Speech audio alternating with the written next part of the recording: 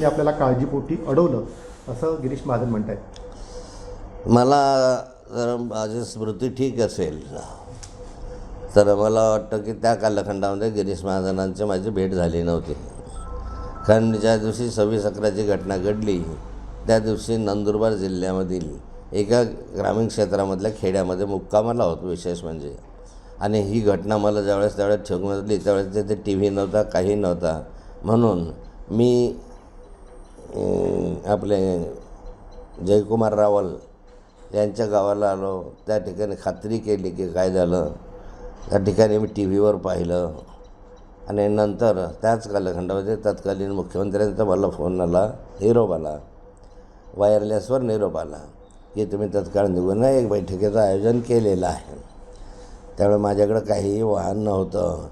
तर त्यांनी संभाजीनगरला एक स्पेशल छोटं विमान पाठवलं होतं आणि त्या विमानाने मी दुसऱ्या दिवशी दुपारी त्या बैठकीला आलो होतो. तितक्या कालखंडामध्ये गिरीश महाजनांची माझी कुठेही भेट फोनवर किंवा समक्ष झाली नव्हती.